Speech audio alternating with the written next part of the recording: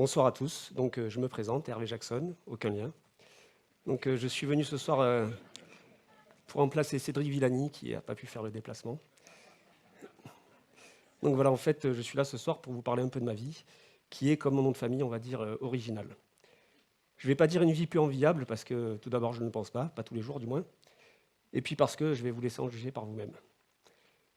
En fait, si je suis ici ce soir, c'est pour vous parler d'une chose, c'est de ma maladie, la mucoviscidose. Je suis malade depuis toujours. J'ai été diagnostiqué à l'âge de 4 ans, en 1987, après de longues errances médicales. Et à l'époque, les médecins ne donnaient pas cher de ma peau et ne me donnaient pas beaucoup de chances de survie à court terme.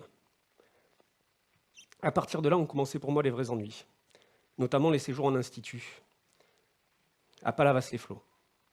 Ça peut faire rêver dit comme ça. Seulement, voilà, là-bas, je subissais de nombreuses cures antibiotiques intraveineuses à forte dose, et là, ça fait un petit peu moins rêver.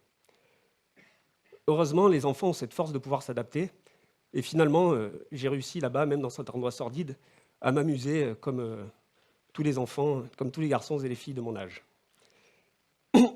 Sur cette diapositive, on peut voir quelques infirmières en train de fumer leurs cigarettes dans un service consacré à la mucoviscidose qui touche principalement les poumons. C'est les années 80, quoi. C'est un petit peu particulier. Bon, vous remarquerez, il y a quand même la fenêtre qui est ouverte. C'était quand même pas des monstres. Voilà. Donc ce va-et-vient, il va durer jusqu'à mes 9 ans à peu près, le jour où les médecins annoncent à mes parents, en ma présence, qu'il ne me reste que quelques années à vivre, 4 tout au plus, et qu'il va falloir commencer à se faire l'idée que... Donc c'est là que vous comprenez à quel point le corps médical peut parfois faire preuve de finesse. Heureusement, mes parents, non résignés et même résolus, décident alors de me retirer de là.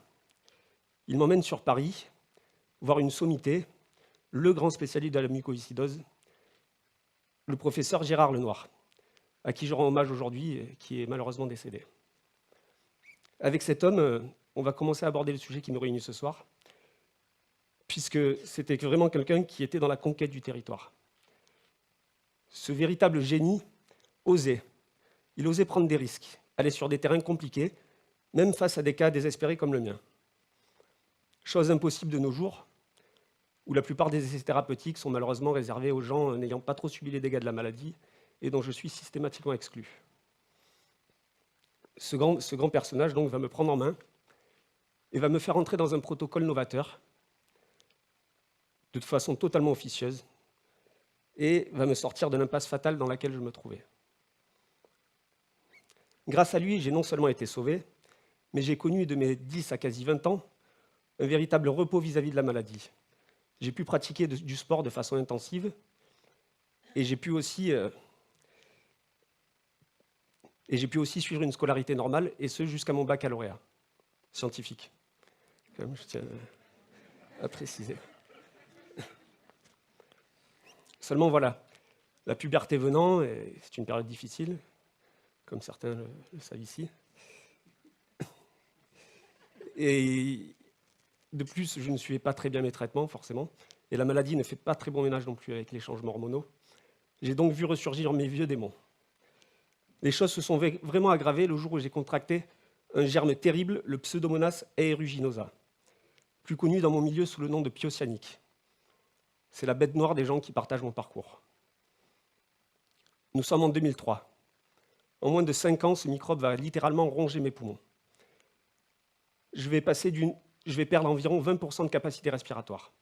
Sachant déjà que je ne respirais pas à plein poumon, c'est peu de le dire, je vais voir ma capacité pulmonaire chuter à 20-30%, ce qui est très peu déjà. De nombreuses cures antibiotiques successives se montrent complètement inutiles, les médecins sont désemparés. Je crache chaque jour l'équivalent d'un gobelet de glaire. C'est le moment un peu appétant du speech, parce qu'après il y a le cocktail, vu qu'on va faire un peu des économies.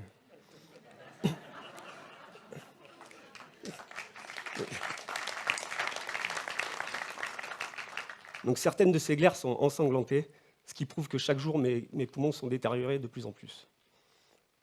C'est un peu l'impasse, il n'y a plus grand-chose à faire. Mais seulement voilà, donc vous inquiétez pas, c'est un petit peu plus positif quand même par la suite. Je suis noctambule de nature, et au cours d'une de mes nombreuses insomnies, j'ai pu visionner sur une chaîne du service public un reportage intitulé « La guerre des phages ». Dans ce reportage, on suit un Américain atteint d'une plaie au genou ouverte depuis plusieurs années et colonisé par un staphylocoque doré, un germe tout aussi sympathique que le mien. Le sujet du documentaire, son voyage en Géorgie, atteint de cette infection ostéo-articulaire.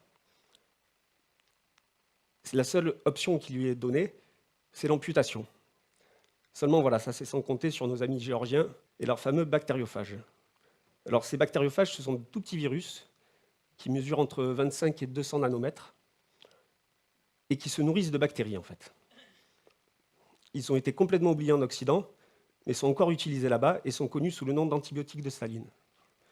Ça fait un peu peur dit comme ça, mais bon. Il n'empêche que ce monsieur, donc, après plusieurs traitements et 3 semaines de soins, repart chez lui à l'autre bout du monde, sans ses béquilles, sa plaie refermée, son infection éradiquée. Stupéfaction. J'en parle donc à mon médecin et à mon frère, qui est également docteur. Tout le monde me rit un peu au nez. Si ça marchait, ça fait bien longtemps qu'on s'en servirait chez nous, dans nos hôpitaux. Donc, personne n'y croit vraiment.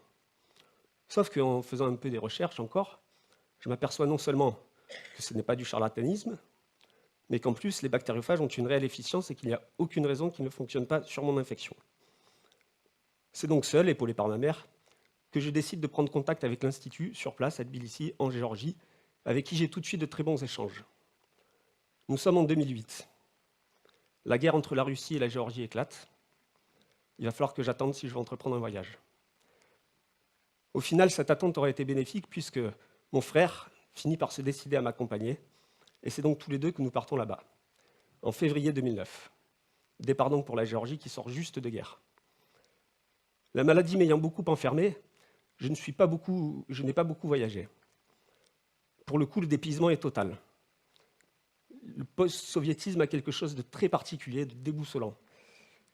Vous avez des chiens errants en meute, vous avez une circulation anarchique avec des vieilles trabants, des enfants des rues, c'est un autre monde. Je me rends donc à l'Institut Eliava, qui fabrique les phages, et je rencontre Mzia Kutatelats. C'est un excellent exercice de prononciation. Mais c'est aussi la microbiologiste en chef de l'Institut, et c'est avec elle que je suis en contact depuis maintenant plus d'1 an. Je suis le premier Français, la première personne atteinte de mucoviscidose, et mis à part quelques Américains, dont celui dont je vous ai parlé plus tôt, le premier occidental à me rendre sur place. Pas très rassurant. D'autant plus que la prise en charge est vraiment minime. Je dois me rendre une fois tous les 3 jours dans une clinique vérifier que tout se passe bien. À part ça, je repars avec mes bactériophages sous le bras, dans mon hôtel, bien content pour le coup que mon frère soit là. Je commence donc mes aérosols, apparemment très content, l'air d'être assez souriant. Sauf qu'au bout de quelques minutes, souffle coupé. Les bactériophages dans la nature, ce sont les prédateurs naturels des bactéries. Il y en a partout, sur vos vêtements, sur votre peau, dans l'eau, dans les eaux usées même, si vous voyez ce que je veux dire. Et en fait, leur mode d'action est assez simple. Ils s'arriment à la bactérie, ils injectent leur matériel génétique, ils se servent de la machinerie cellulaire du germe pour se reproduire, jusqu'à ce que celui-ci explose. Une fois leur hôte mort, ils se répandent alentour, colonisent la bactérie, et ainsi de suite. Face à l'infection pulmonaire qu'il y a dans mes poumons, les petites bêtes sont au festin.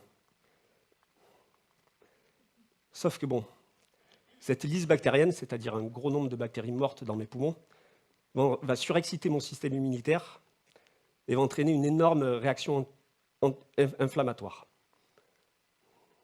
Au bout d'une semaine, mon état est le même. Mon taux d'oxygène est en chute libre et je n'arrive pas à dégager mes bronches. Le problème, c'est que mon frère, qui est resté une semaine avec moi, doit rentrer en France et que je me retrouve seul en Géorgie, sous la surveillance éloignée de quelques médecins géorgiens qui baragouinent un anglais aussi élaboré que le mien. Autant vous dire que c'est un peu la panique. Sauf que voilà, j'ai serré les dents et au bout de 10 jours, miracle, mon taux d'oxygène remonte en flèche.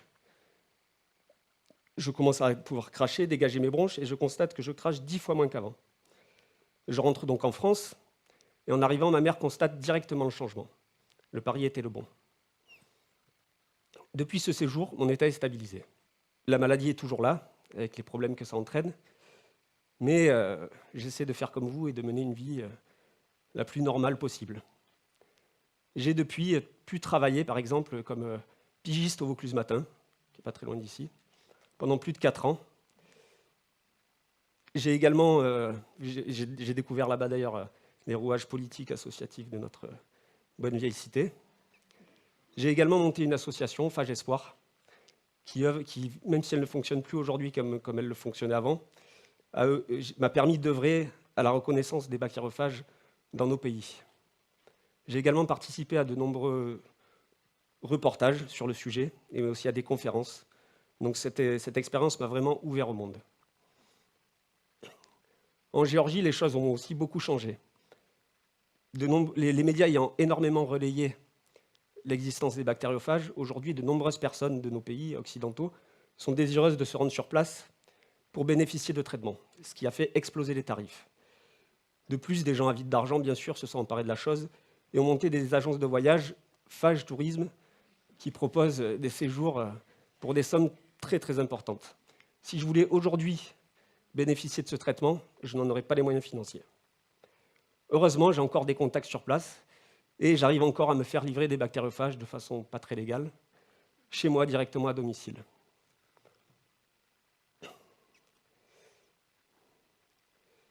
Je tenais ce soir à rendre hommage à des gens comme Jérôme Gabard, quelqu'un de très courageux. C'est le directeur général de Ferricides Pharma, le seul laboratoire français à produire des phages en France, et qui fait un travail de fou, et qui est sur le point de réussir son pari, puisqu'aujourd'hui, il y a de nombreux essais thérapeutiques en France à partir de phages, et qui viennent de Ferricides Pharma. Et ce monsieur fait un travail formidable.